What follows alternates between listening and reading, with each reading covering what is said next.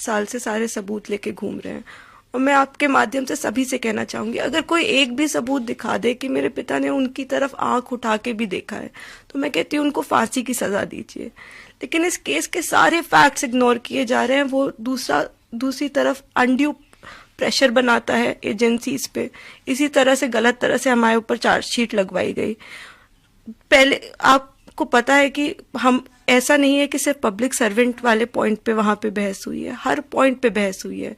AIIMS की report है कि वो 18 साल के ऊपर थी तब। उन्होंने बयान में अपना समय 3 बार बदला है। पहले उन्होंने कहा दोपहर 2 बजे मेरे साथ रेप हुआ, फिर उन्होंने समय बदल के कहा नहीं शाम को 6 बजे हुआ, फिर उन्होंने फाइनली एफआईआर में समय बदल के कहा नहीं 8 से 8:30 हुआ।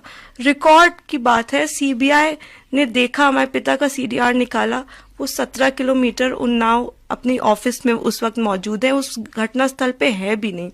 ये जो विक्टिम है, इनकी खुद फोन कॉल्स चल रही हैं उस वक्त जो घटना का इन्होंने समय बताया है।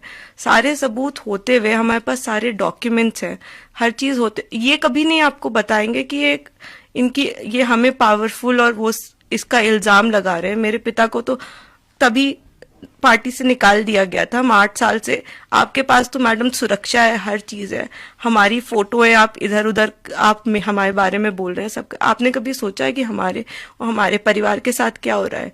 सारे प्रूफ सब कुछ होने के बावजूद आज हमें किन किन गंदे नामों से बुलाया जा रहा है वो मुझे बताने की जरूरत नहीं है। आप ही लोग हैं जो वो गालियां दे रहे हैं। तो आपके सामने सारी चीजें हैं। मैं फिर से बोलूंगी, मैं 8 साल से निरंतर मैं पढ़ाई करना शुरू किया था सर जब ये केस हुआ था, और मैं उसके बाद ही मेरी पढ़ाई कंप्लीट हुई। आज मैं अपने पिता का केस भी देखती हूँ, मैं मतलब असिस्ट करती हूँ अपने सीनियर एडवोकेट को, और मैं बहुत जिम्मेदारी के साथ कहना चाहती हूँ कि इस केस में पूरे के पूरे एक्विटल के सबूत है। कोई देखे तो हाई कोर्ट ने एक फैसला दिया, लीगल पॉइंट पे दिया। ऐसा नहीं है वहां पे सिर्फ एक पॉइंट आर्ग्यू हुआ, सारे पॉइंट्स आर्ग्यू हुए हैं वहां पे।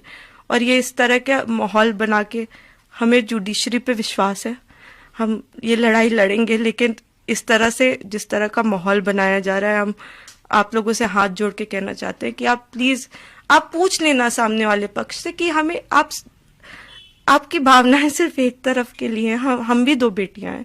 हम निरंतर ट्विटर पे अपने लिख रहे हैं, गालियां खा रहे हैं, हम सबूत लिख रहे हैं, हम सबूतों के साथ पेश कर रहे हैं, तब आप हमें गालियां दे रहे हैं। और दूसरी तरफ महज कह दे रहा है कोई बात और आप मान ले रहे हैं।